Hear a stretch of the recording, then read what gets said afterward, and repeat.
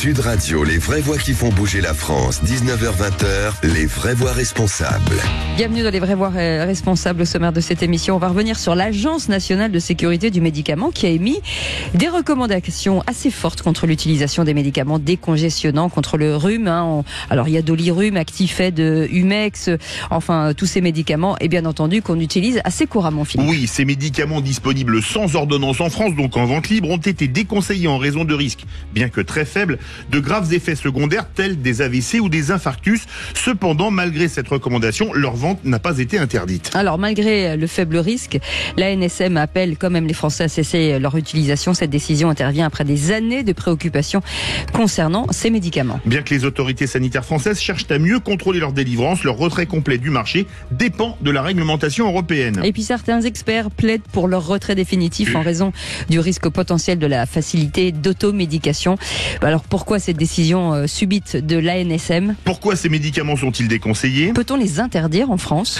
Quelles réactions les autorités et des professionnels de santé attendez-vous ?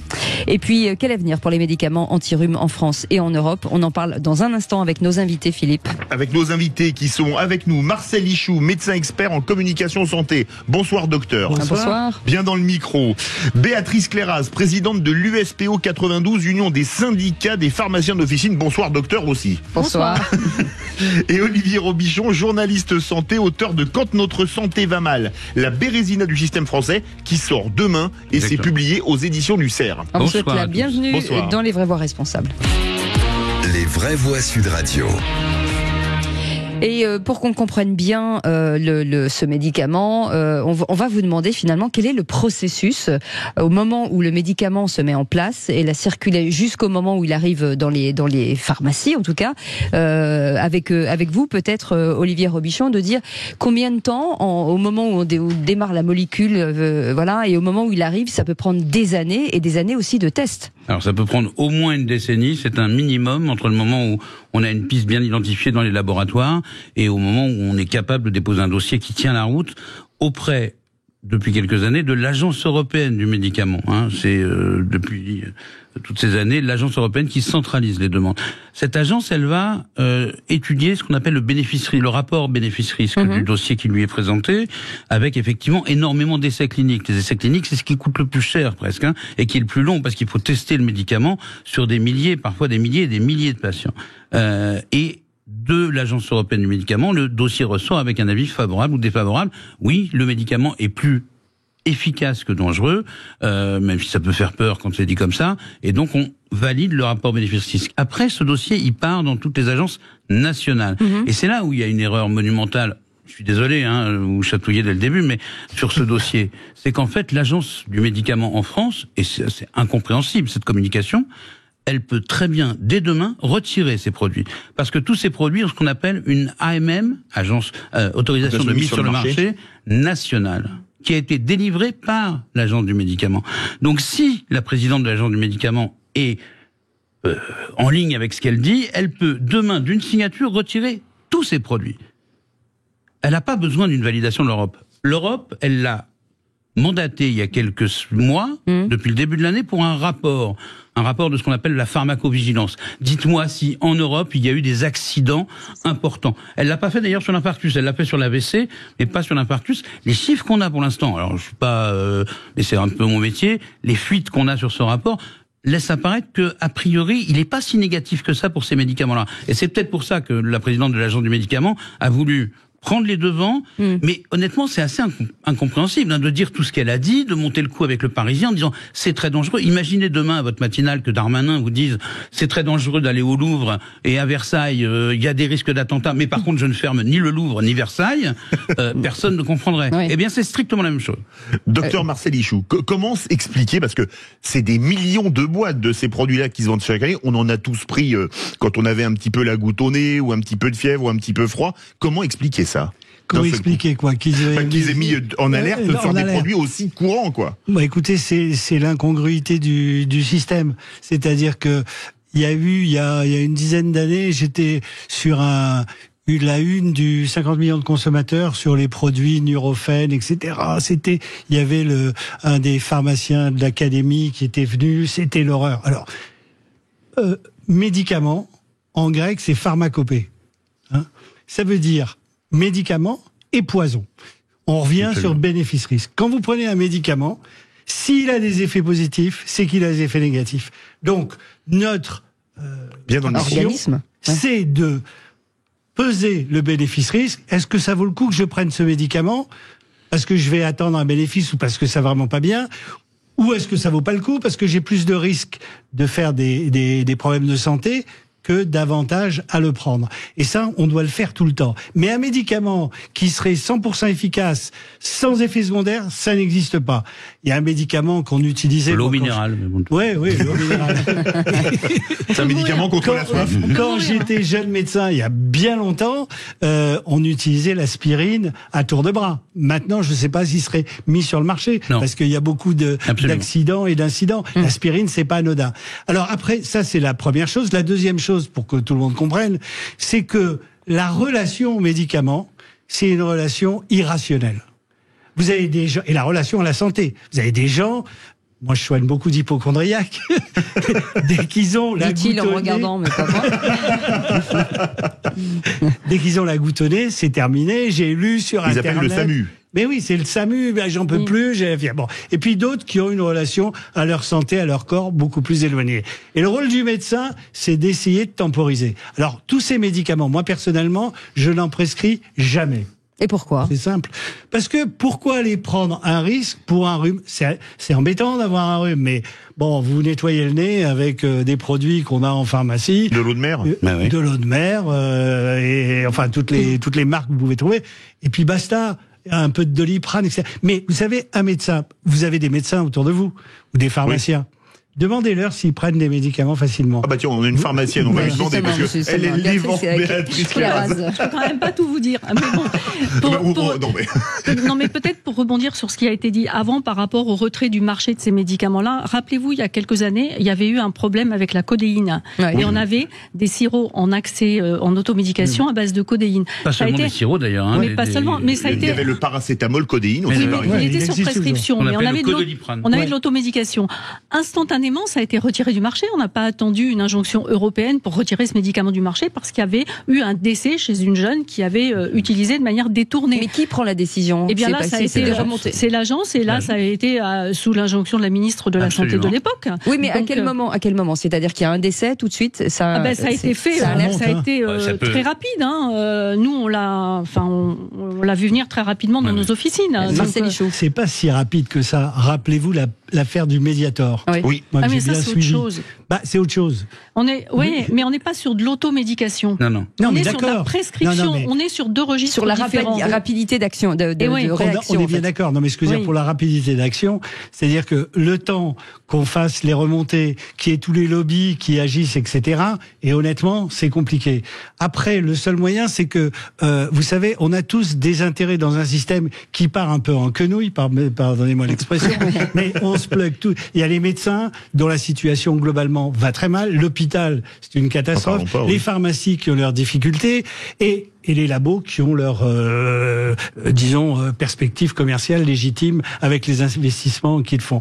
On n'est pas tous au même point de vue. Et faut trouver un équilibre en sachant, par exemple, que les pharmacies qui sont, je vous le rappelle, des officines où on fait de la médecine, de la pharmacie, mais qui sont aussi un commerce, C'est un commerce, dans le ouais. bon sens du terme. C'est-à-dire qu'il faut faire tourner les choses, il y a des employés, des salariés, etc. Donc, c'est très compliqué. Et on leur demande de plus en plus de faire des tas de choses. Alors, Non, mais Béatrice après, Claraz. oui, après, si vous voulez, là, on est sur le sujet de l'automédication. Et non, mais on peut là, en sortir pour évoluer. Là, par pour, rapport au vasoconstricteur, c'est un sujet qui est sur le tapis depuis quelques années. C'est pas quelque chose qui est nouveau. C'est pas sorti du chapeau. Pas Non, du tout. C'est ça quelque fait- chose qui est nouveau. Ça fait un moment que certains experts demandent une réévaluation de l'efficacité et du rapport bénéfice-risque de ces médicaments. Donc, on s'attendait à un moment donné, de toutes les façons, qu'on se trouve dans cette situation. Le problème, si vous voulez, c'est que on est quand même sur de l'automédication. Aujourd'hui, on a des difficultés d'accès à des médecins. Les patients qui sont au milieu de tout ça, faut bien qu'ils trouvent des solutions. À un moment donné, ils viennent dans les pharmacies. On doit, nous aussi, s'interroger sur le bénéfice-risque de proposer ces médicaments-là à ces patients avec un interrogatoire. Or, aujourd'hui, l'automédication n'est pas un parcours sécurisé. Il faut que ça le devienne. Oui. Parce que pour les patients, c'est parfois la porte d'entrée dans le système de santé. Le rapport avec le pharmacien a énormément évolué depuis la crise du Covid. Ça a été, il y a eu un renforcement vraiment important de cette relation. On allait faire les tests chez eux d'ailleurs. Oui, et puis on les a vraiment perçus comme la première porte d'entrée dans le système de soins. Et ça, c'est dommage qu'on n'en profite pas aujourd'hui. Eh ben, on va en parler dans quelques instants, puisqu'on va revenir justement sur les officines. C'est quoi leur rôle finalement dans ce type d'automédication? Est-ce que le médecin, et vous l'avez dit, Marcel Ichou, vous ne les prescrivez pas, mais est-ce que il faut quand même, il faut les sortir de ces officines? Qu'est-ce qu'on en fait? 0826 300 300 si vous voulez en parler. On est ensemble jusqu'à 20h avec Philippe David. Sud Radio, les vraies voix qui font bouger la France. 19h-20h, les vraies voix responsables. Bienvenue dans les vraies voix responsables avec nos invités aujourd'hui. Marcel Ichou, médecin expert en communication santé. Olivier Robichon, journaliste santé, auteur de Quand notre santé va mal, la bérésina du système français qui sort demain aux éditions du CERF.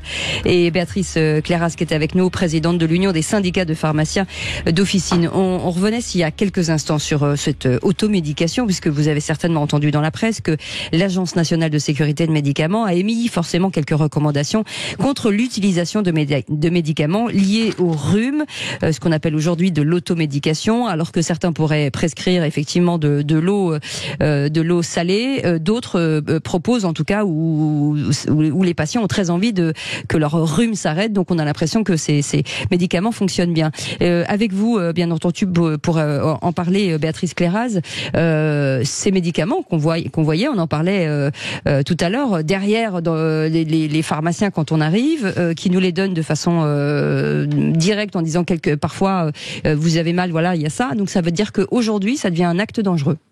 Ça a toujours été, si vous voulez, la difficulté de l'automédication. Je suis trash exprès. Oui, bien sûr. Mais la difficulté de l'automédication, c'est que contrairement au cabinet du médecin, nous, on a 3 minutes pour convaincre. Et du coup, il faut en 3 minutes sécuriser finalement cette dispensation. Et c'est pas forcément évident. Est-ce qu'on le fait toujours bien quand la pharmacie est pleine, 18h, il y a du monde. La demande est pressante parce que vous avez aussi des gens qui veulent ça et qui ne veulent pas en démordre. Donc, ça veut dire qu'il faut aussi que nous, on réfléchisse dans nos pratiques à sécuriser ce parcours.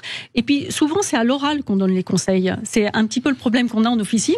Donc, il n'y a aucune traçabilité, voire même par rapport au médecin du patient. Donc, finalement, cet événement va nous obliger à réfléchir à comment nous aussi, on doit repenser ce parcours d'automédication dans nos officines. Olivier Robichon. Oui, en théorie, et chère pharmacienne, le fait que vous n'en parliez pas, ça m'inquiète un peu. En théorie, pour ces médicaments-là, depuis plusieurs années, on doit donner une fiche. Oui. Qui a été éditée par les laboratoires et qui émet les recommandations de prudence. Simplement, des études ont été faites. Il y a 3-4% des pharmaciens qui remettent la fiche. Vous imaginez que, effectivement, quand il y a 15 personnes, on va remettre la fiche. Ça n'existe pas. Donc, non, ce qui est très impressionnant dans cette affaire, et qui met les pharmaciens dans un porte-à-faux incroyable, c'est qu'on n'a pas retiré ces produits. J'insiste là-dessus. Alors que l'agence, en une signature, aurait pu les retirer définitivement ou provisoirement. Elle a parfaitement le pouvoir de le faire. Vous mettez aujourd'hui les pharmaciens dans une situation insupportable où on vient de dire, en plus c'est un coup médiatique, parce que l'affaire elle traîne depuis une semaine déjà. Ça fait une semaine que les journalistes du Parisien ont appelé les gens des labos concernés pour leur dire est-ce que vous avez des commentaires à faire. Or tout ça a été monté pour un coup qui est sorti lundi matin. Moi je trouve que l'agence ne se comporte pas en agence mais en agence de relations presse. Et ça m'inquiète parce que c'est une agence sanitaire. Et ça me fait peur parce que si on met le doigt là-dedans, le seul élément rassurant, c'est que pour une fois, il y a une agence sanitaire en France qui a été plus vite que les autres. Oui, c'est ça. Le docteur Marcel Ichou veut réagir. Oui, je veux réagir parce que Olivier a complètement raison. Un médicament, s'il est dangereux, il faut le retirer. Et pas le laisser. On a la même chose sur certains antibiotiques où on vous dit c'est extrêmement dangereux. Il y a eu des cas de mortalité. Il a été retiré aux États-Unis, certains antibiotiques, on va pas rentrer dans le détail, et vous les avez en prescription. Mais pourquoi faites quoi? C'est qu'un pays comme les USA. Et attendez, en plus, je vais vous dire une chose. Imaginons que je prenne le risque en me disant je vais donner ça au médicament, mais je prends un risque judiciaire. S'il y arrive un pépin. Mais nous aussi, hein. Mais vous nous aussi. On engage notre responsabilité quand on dispense un médicament, qu'il soit sur ordonnance ou pas, parce que sur ordonnance, on est à 50-50 avec le médecin. Et quand c'est sur de l'automédication, on engage aussi notre responsabilité. Et alors, vous parliez des fiches, donc effectivement, tout le monde ne le fait pas, je suis d'accord avec vous. En revanche, ce qu'on pousse, nous, dans les officines, c'est de systématiquement demander la carte vitale au patient pour pouvoir l'inscrire dans le dossier pharmaceutique et qu'il y ait une traçabilité. C'est ce qu'on veut aujourd'hui. Mais je me pose une question. On a lu que les risques étaient quand même infinitésimaux. Je vais être un peu trash comme Cécile d'ailleurs. Est-ce qu'on va pas un peu loin dans le principe de précaution? C'est la question. Merci. En fait, c'est la vraie question. C'est une bonne question. Hein. C'est le vrai problème de ce mot rare, parce qu'il faut le définir. Rare, un cas sur 1000, c'est rare. Un cas sur 100 000, c'est aussi rare. À force d'utiliser ce mot rare mais grave, qu'est-ce qu'ils entendent les gens? Ils entendent grave, ils entendent pas rare. Hein. Oui. Résultat, on s'étonne qu'après les gens aient peur des vaccins, aient peur de tout un tas d'autres médicaments. Mais oui, on leur dit, il y a des problèmes, c'est rare, mais c'est grave. Non, là, selon les chiffres que j'ai, en tout cas sur la partie AVC du risque, c'est 1,3 milliard de boîtes consommées, c'est sur 12-13 ans, je crois, pour 18 cas. 1,3 milliard. Voilà, ça fait un cas sur 60 millions. Mais est-ce que ce type de médicament, forcément sur des personnes plus fragiles, est-ce que ça a un rapport? Non, ça n'a rien à voir. Ça n'a aucun rapport. Ça peut toucher n'importe qui à n'importe quel moment. C'est le problème, c'est que ce n'est pas forcément sur des personnes fragiles ou à risque. Ça peut être la première dose et c'est pas dose dépendance. C'est-à-dire que c'est pas parce que vous donnez une grosse dose. C'est bien le problème. C'est insidieux. Et du coup, la question, quand on dispense ce genre de produit, il faut accepter de questionner le patient et d'écarter au maximum les situations à risque, mais on n'est pas à l'abri. Vous avez mis le doigt sur quelque chose de très important. C'est-à-dire que quand on parle médicaments, on peut parler des vaccins parce qu'on le comprend encore mieux. Il y a le bénéfice-risque individuel, mais il y a aussi le risque global. C'est-à-dire quand vous avez un cas sur 1 million, c'est un risque global. Vous, individuellement, le risque, il est minime. Je veux dire que vous pouvez pas prendre l'avion non plus parce que donc ça devient et encore moins la voiture. Hein. Et encore moins la voiture.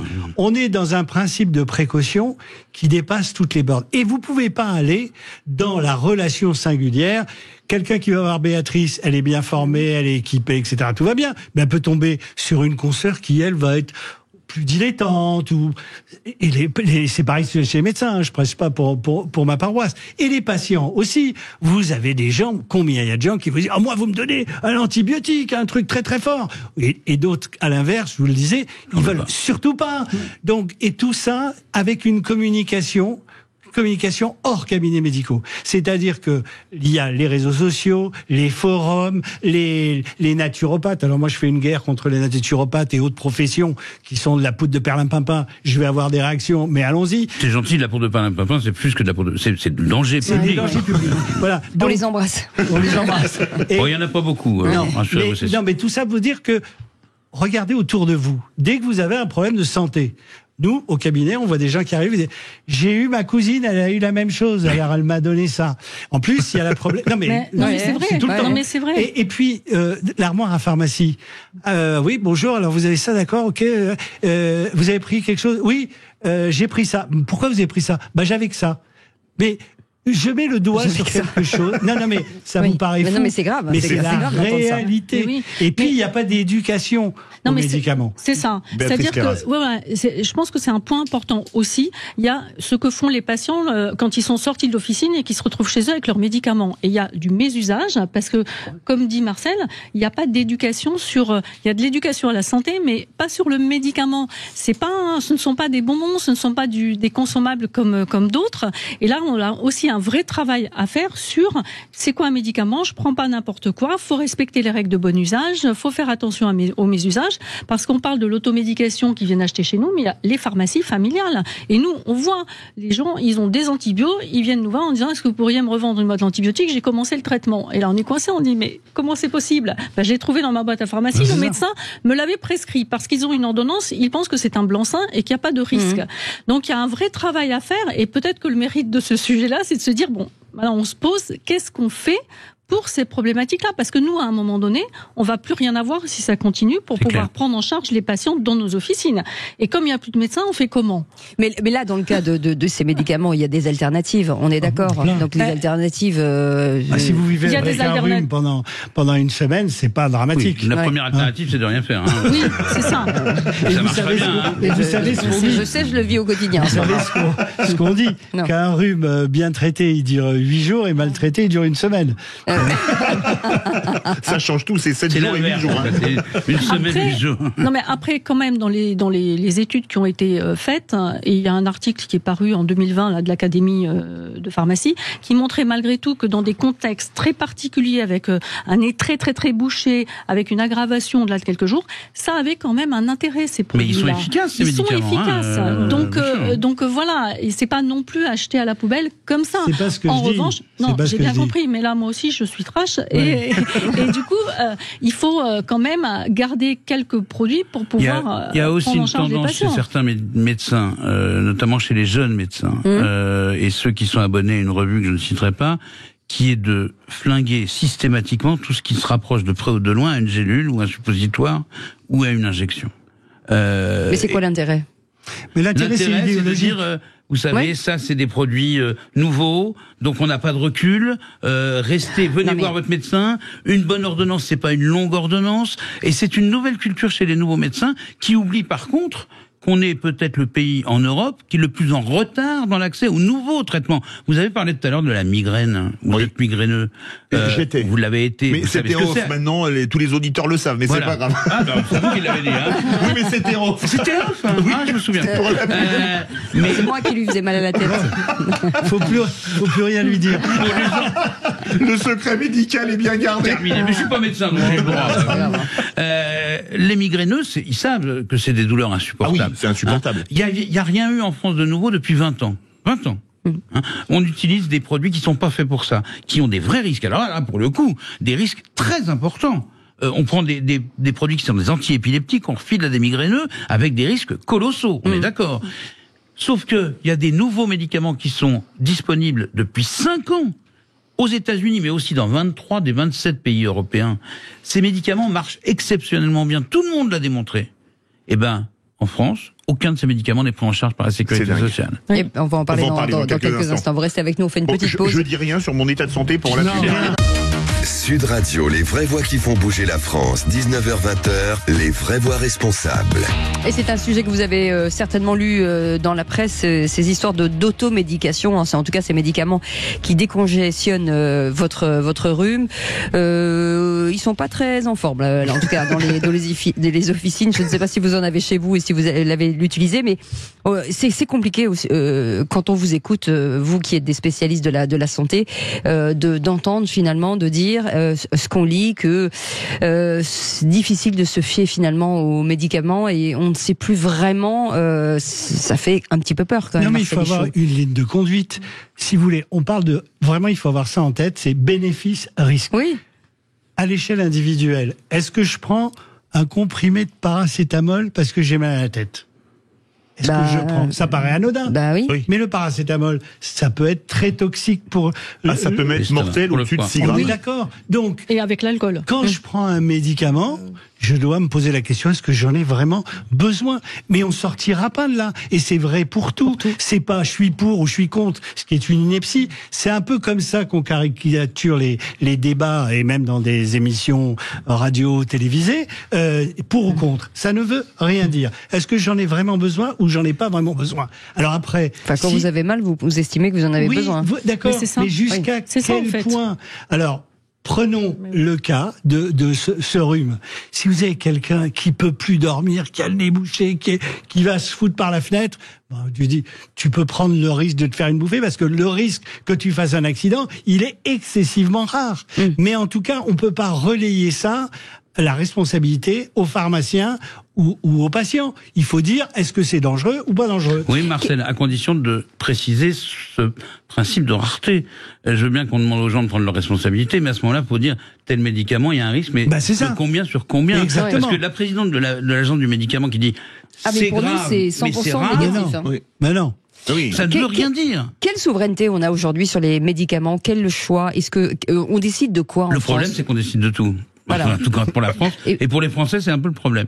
En fait, tout à l'heure, je vous expliquais, le dossier sort de l'Agence européenne du médicament et arrive chez nous. Et là, alors on est la seule agence qui fait ça, hein, on refait le travail des experts de l'Agence européenne. Donc on prend déjà 1 an, 6 mois de retard. On est les seuls. Partout ailleurs, on considère que le travail a été fait. Les experts de l'agence européenne, c'est pas des charlots, hein. Ils ont fait du boulot. Eh ben non, en France, on refait le boulot parce qu'on a probablement les meilleurs experts du monde. Vous savez bien, c'est pas faux. ça. C'est l'exception française. Les meilleurs boulangers, les meilleurs experts scientifiques, le meilleur tout. Et donc, on prend déjà du retard. On va réétudier le dossier et puis on va demander des études qui sont parfois impossibles à faire dans le cas de certains médicaments.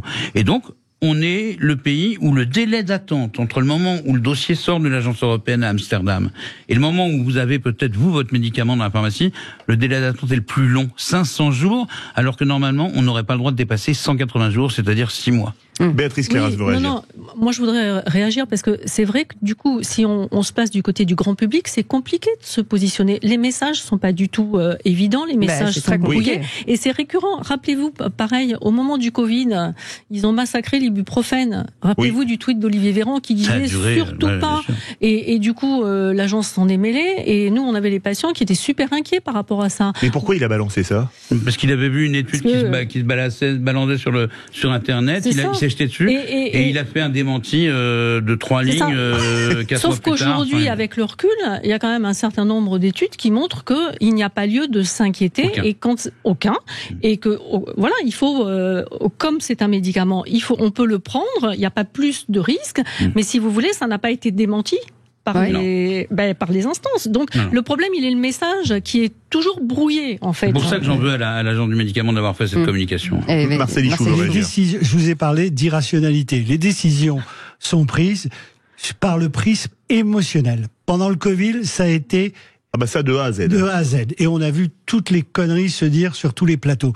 Mais pourquoi? Parce qu'on réfléchit pas rationnellement. Il y a qu'un gars qui a bien parlé du Covid, un seul, c'est Étienne Klein. Étienne Klein, c'est un grand scientifique, astrophysicien, qui porte ton nom, qui est pas médecin ou biologiste, ou virologue. Non, mais lui, il a vraiment donné la marche à suivre pour comprendre les modalités, notamment sur un truc qui est simple, qui est ne pas confondre causalité et corrélation. Quand vous prenez, si je vous fais passer par la porte, je fais passer une personne, il n'y a pas de problème. Si j'en fais passer 100 000, il y en a peut-être un qui va se tordre la cheville. Or, on est dans un système où maintenant on vous dit, vous savez, on a vu passer 100 000 personnes et il y a un risque de se tordre la cheville. Vous comprenez l'absurdité du truc? Est-ce que ça s'explique pas par le fait qu'il y a quand même eu des gros scandales, le Distilben, le Vioxx, la Dépakine, etc. Et qu'on a étouffé l'affaire pendant des années. Évidemment. Mais évidemment, puis attendez, il y a un problème de responsabilité après derrière. On le voit bien avec tout ce qui est sorti et que maintenant on met la ceinture et les bretelles. Mais après, c'est la santé. Comment réagissent les pays européens, par exemple, sur sur ces médicaments-là, par exemple? On est les seuls à faire un boucan monumental autour de ça. Hein. La même agence du médicament a saisi il y a 8 mois les instances européennes pour faire une étude. Cette étude, elle va être rendue publique dans 4 semaines. Pourquoi ne pas attendre 4 semaines et avoir les résultats de cette étude pour dire, ces médicaments-là, c'est bon, c'est pas bon, machin. Nous, journalistes santé, on le sait a priori. Si au moment où ils le sortent dans 4 semaines, il y a eu des morts entre moments, on leur dit pourquoi vous l'avez pas dit avant. Sauf que le risque, c'est qu'a priori, le cri d'orfraie de Madame la Présidente risque d'être surtout démenti par l'étude. Et on a l'impression qu'elle préfère prendre l'opinion publique à témoin plutôt que d'attendre les faits d'une étude qu'elle a elle-même commandée. Elle-même commandée et suscitée. C'est un peu bizarre. Honnêtement, toute cette histoire me semble un peu, comment on disait, un tourne-couillon.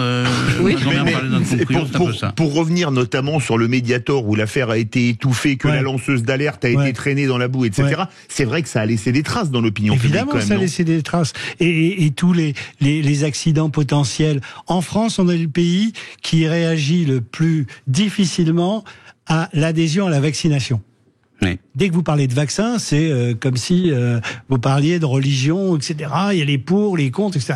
Il n'y a pas à se poser la question. Globalement, les vaccins, c'est une avancée monumentale pour l'humanité. C'est pas un peu, c'est monumental. Il suffit de demander aux Africains qui n'en ont pas, voilà. Quelle manière ils réagissent quand ils nous entendent nous dire sur la polio, etc. Maintenant, quand vous vaccinez des milliards d'individus, il se peut qu'il y ait des accidents. Ok, mais si vous ne les vaccinez pas, c'est pas quelques accidents, c'est des épidémies. On a vaincu des tas d'épidémies grâce au vaccin. Et en France, malheureusement, on est le pays soi-disant des Lumières, mais c'est l'obscurantisme en matière scientifique. 35% d'antivax encore. Voilà. Non, mais c'est sûr qu'en matière de santé, ça reste toujours très compliqué. Et moi, ce que je trouve... Alors, sur cette affaire-là, curieusement, moi, j'ai pas eu de grosses vagues dans mon officine où les patients sont venus nous dire j'en ai à la maison, qu'est-ce que je dois faire, je suis inquiet, etc. Pour l'instant, je trouve que c'est relativement calme. Donc, voilà. C'est pas une affaire mais non plus, hein. Voilà. Après, si vous voulez... On n'est peut-être pas non plus dans la période du rhume.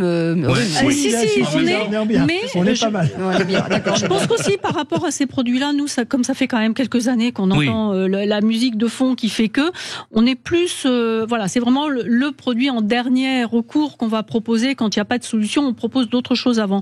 Moi, ce que je trouve aussi compliqué pour les patients, c'est que il faut que nous, les professionnels de santé que nous sommes, que ce soit les médecins, les infirmiers qui vont aussi au domicile des patients, qui côtoient les patients, on ait un discours qui soit cohérent, qu'on ait tous le même discours. Enfin, parce que sinon, c'est pas possible. Aussi, les gens sont perdus. Quand vous avez 15% des infirmières qui sont anti-vax, comment vous voulez avoir un discours Là, je vous parle pas des sujets vaccins parce que c'est encore un sujet à part. Vous avez autant de gens. Vous savez que l'antivax, c'est le signe d'une forme de militantisme. Vous aviez un de vos confrères, je ne citerai pas de nom parce qu'il est décédé pendant la crise du Covid, qui était pharmacien, qui était le seul pharmacien anti-médicaments que je connaissais dans ma vie. Il y en a, évidemment, il y en a toujours. Ça, c'est une très grosse mais je crois. Olivier a raison. On doit donner un message où Marcel. Oh, pardon. Je m'éloignais, j'étais emporté par le sujet. On doit délivrer un message qui soit accessible, compréhensible, facile, et pas laisser... Et cohérent, et pas laisser à la liberté individuelle de chacun de dire si oui ou non, c'est important. Il y a pendant le Covid, il y avait aucun médecin, fût-il professeur de médecine, qui était capable de vous dire c'est grave, c'est pas grave, il faut un vaccin. On ne pouvait pas en parler. Il faut du temps et du recul. On est à l'heure d'une médecine scientifique. Scientifique, ça veut dire quoi? Qu'on fait des études et qu'on a du recul. Pour faire ces études, c'est ce qu'Olivier disait tout à l'heure, il faut des millions, parce qu'il faut des cohortes de patients énormes et comparer. Et au bout de la statistique, vous pouvez dire ça c'est efficace, ça c'est dangereux, c'est la seule manière d'envisager les choses. Eh ben, on viendra dans quelques instants, on verra si le message doit changer. Par exemple, est-ce que les pharmaciens, est-ce qu'on peut trouver finalement une chaîne avec un discours commun? On en parle dans quelques instants. Vous voulez nous appeler 0826 300 300 si vous avez des questions à nous poser. À tout de suite. Sud Radio, les vraies voix qui font bouger la France. 19h-20h, les vraies voix responsables. Bienvenue dans les vraies voix responsables. On revient sur ce qu'avait dit l'Agence nationale de sécurité du médicament sur finalement les médicaments de décongestionnant du rhume. On avait un conseil avec Philippe David. Eh ben, mettez de l'eau salée et ça devrait s'arranger dans le nez, bien entendu. Marcel Lichou est avec nous. Pour faire les pâtes, vous bien sûr, comme ça. Ouais, exactement. Dans quel sens on garde celle du nez pour je sais pas. Vous faites comme vous voulez. Vous faites votre petite mayonnaise comme vous voulez. Marcel Lichou est avec nous, médecin expert en communication santé. Olivier Robichon, journaliste santé, autour de ce livre Quand notre santé va mal, la Bérésina du système français, qui sort demain aux éditions du CERF, et Béatrice Clairaz, président de l'Union des syndicats de pharmaciens et d'officines. Alors oui, on parlait de ces médicaments d'automédication, mais un sujet aussi très important aussi, c'est le remboursement, parce que c'est vrai qu'on en parle beaucoup et pas beaucoup. C'est que certains médicaments sont remboursés, d'autres très nécessaires le sont pas. C'est ça aussi, c'est deux poids deux mesures, Marcel Lichou. Bien sûr, c'est deux poids deux mesures, mais là on touche à un problème qui est fondamental, c'est l'économie du système de santé. Et comme on agit à court terme, c'est compliqué d'anticiper en disant bah tiens, si je fais ça, je vais éviter. Non, parce que les comptes on les regarde tous les jours. C'est comme les marchés financiers. C'est-à-dire on pourrait envisager les choses à long terme, mais non, c'est du court terme et c'est toujours du court terme. Et c'est compliqué parce que tous les acteurs du système de santé sont sur le court terme. Il y a actuellement une pénurie, je sors du sujet, mais c'est le même. Il y a une pénurie de médecins. Ouais. Mais cette pénurie de médecins, on sait pourquoi elle existe. Et ça va être catastrophique. Et il y a une dégradation même de la formation. Et c'est dramatique, parce qu'on se dit, qu'est-ce que vont faire? Moi, les médecins de ma génération, ils partent en retraite, là, maintenant, voilà, ils trouvent pas de remplaçants. Et c'est catastrophique. Mais moi j'ai une question à vous poser, Marcel Ichou, sur ces médicaments, surtout sur l'industrie, finalement, du médicament.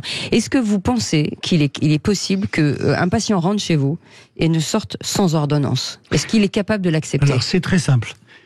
Ça s'appelle la confiance. Et c'est là notre métier.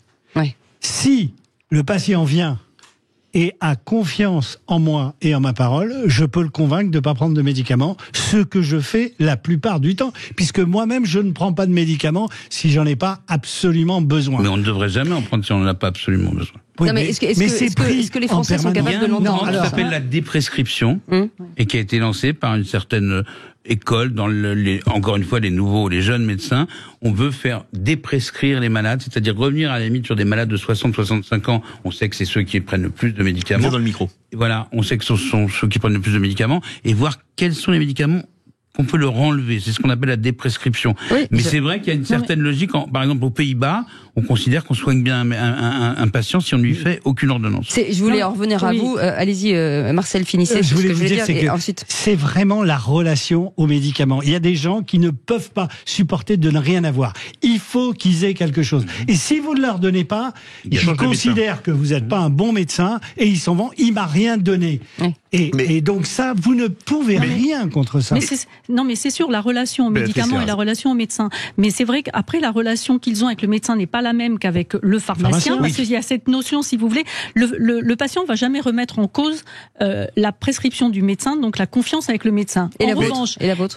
Alors, nous, ils viennent se réassurer. Et c'est vrai que là où je vous rejoins, je suis pas sûre que les gens soient prêts à ressortir avec sans prescription. Sur le Dolirum, par exemple, les médications, automédication des produits dont on parle maintenant, si vous dites à votre patient, non, ça sert à rien, je vais vous donner de l'eau salée. Mais en fait, est-ce qu'il est capable de l'entendre? Alors, il va être capable de l'entendre. Après, il y a je ne sais combien de pharmacies dans un périmètre. Il peut très bien, pour me faire plaisir, parce que c'est aussi une relation particulière, dire OK, pas de souci, je comprends, etc. Rien ne l'empêche de traverser la rue et d'aller acheter dans une autre pharmacie le médicament que je lui ai refusé. Mais Marcel Ichou disait une chose qui m'a fait tilt. Ouais. Vous dites, il y a certains médecins, patients, vous pensez que vous êtes un charlatan parce que vous leur donnez pas d'ordonnance. Est-ce que ça pose pas question que la France, par exemple, soit le premier consommateur d'antidépresseurs au monde? Non, c'est faux. Ou un des premiers. Non, anxiolytique. Non, c'est pas la même chose. C'est pas la même chose. Mais la mauvaise prescription, elle est, je vous ai dit, je répète, irrationnel. Si vous voulez comprendre la relation à la médecine, il faut lire Jules Romain, Dr Knock et tout le théâtre de Molière. Non mais je plaisante pas. Est-ce que ça vous gratouille, est-ce que ça vous chatouille? Oui, exactement. Mais vous comprenez bien que suivant le ton que vous allez prendre avec le patient, le discours que vous allez avoir, il sort ou guéri ou pas. Oui, mais Marcel, combien de tes confrères ont le temps de faire ça? Pas le temps, mais justement, c'est ce que je dis. Mais vous allez... Il y a Gad Elmaleh m'avait fait pratiquement une fois un sketch. Il va passer une radio et vous avez le radiologue qui sort avec un long couloir, qui tire une tête de 100 pieds de long, qui est là. Il a eu le temps de faire 3 infarctus. Suivant la manière dont vous faites une annonce de diagnostic, on passe de sujet banal, le rhume. Ouais. Je vais parler du cancer. Suivant l'annonce que vous faites au patient, vous changez complètement le pronostic. C'est-à-dire, si vous dites à quelqu'un, ah ben mon vieux, là, vous n'êtes pas sorti de l'auberge, hein, on est vraiment dans un sale pétrin. Ou alors, si vous donnez de l'espoir, ça change tout. Oui, sauf que les médecins ne sont pas formés à ça. Alors, c'est là où je viens. Ils ne sont plus formés à ça. On a une technicité énorme, mais on n'a pas du tout de formation, et je vous disais, littéraire ou philosophique. Parce que la relation au patient, c'est quelque chose qui est extrêmement complexe, et il n'y a pas d'études pour ça. On vous forme pas. Marcel, alors, tu as une clientèle privilégiée, particulière, tu as le temps de les prendre en main. Je sais bien. Le médecin lambda, moi je suis en train de préparer un nouveau bouquin sur les médecins généralistes, j'en ai eu 50 au téléphone, les mecs ils me disent c'est un défilé, c'est un défilé. Et on se fait engueuler sur l'histoire de l'ordonnance si qu'ils ressortent sans aucune ordonnance, on se fait insulter. Et ils vont aller voir ailleurs, puisque de toute façon, c'est remboursé. Et tu as parfaitement raison. On en revient à un point qui est fondamental, c'est le nombre. Si vous voulez, dans une société où on a un nombre de plus en plus croissant de gens qui veulent avoir accès aux soins et une offre de soins qui diminue, absolument, avec une paupérisation, et je dis paupérisation du système de santé médicale, comment vous voulez que ça fonctionne? C'est pas possible. Si Cécile nous invite à un dîner chez elle et qu'on est 6, elle va nous faire un excellent repas. Mais si on lui dit, on est 200 demain, qu'est-ce qu'elle va faire? Un excellent repas. Elle se débrouillera. On sera 200. Hein. On est dans un système qui part vraiment à la dérive. Oui. Oui, mais est-ce que le message entre les infirmiers, les pharmaciens, entre les médecins, c'est plutôt d'expliquer, de dire à ce moment-là, vous avez mal quelque part, c'est pas grave, mais on va vous expliquer comment plutôt que d'interdire les médicaments. Combien de temps ça prend? Ça prend trop de temps. Non, mais il faut bien commencer par quelque chose. J'ai écrit 3 bouquins. Ouais. J'ai dû faire, je sais pas, des milliers d'émissions de radio et de télé, souvent avec Béatrice ou Olivier, on s'est retrouvés. Ça ne sert à rien. Vous entendez? Je suis totalement désillusionné, si c'est un terme qui existe, par rapport à ça. C'est pas possible. Parce qu'il faudrait prendre les gens et leur faire des cours, une formation. Et c'est pas parce que vous allez passer un message 5 minutes que ça va marcher. Bon, vous savez, Cécile, avant, il y avait... On a 20 secondes. Il y avait des agendas papier. Oui. Et les gens prévoyaient, ils avaient fait des études. Une visite, ça durait 7 minutes. Ouais. Ouais, c'est pas beaucoup. Voilà. C'est effectivement pas beaucoup. N'empêche que je vais quand même vous appeler Marcel Ichou pour un petit rendez-vous. On sait jamais. Allez, Marcel Ichou, merci beaucoup, médecin expert en communication santé. Merci beaucoup, Olivier Robichon, journaliste santé, auteur de ce livre. Et lisez-le, Quand notre santé va mal, la Bérésina du système français, qui sort demain aux éditions du CERF. Merci beaucoup, Béatrice Clairas, d'avoir été avec nous, présidente de l'Union des syndicats de pharmaciens et d'officines. Merci beaucoup, Philippe. David, on se retrouve demain à 17h. Demain à 17h, tout de suite, Sud Radio à votre service, et à 20h, au cœur de la mêlée. Tiens, moi, depuis France-Afrique du Sud, je pense que je vais prendre des antidépresseurs pour la première fois de ma vie. Avec François Trio. Ça fait longtemps que j'en prends, moi. Ça fait toujours là. Soirée, merci à notre équipe formidable. Merci, on se retrouve demain 17h. Salut. Sud Radio à votre service. Avec Fiducial, une offre globale de services proche des entreprises. Nous sommes en compagnie de Timothée Tronet, président fondateur de Fresh Burritos, restauration rapide de nourriture mexicaine. Bonsoir Timothée Tronet. Bonsoir.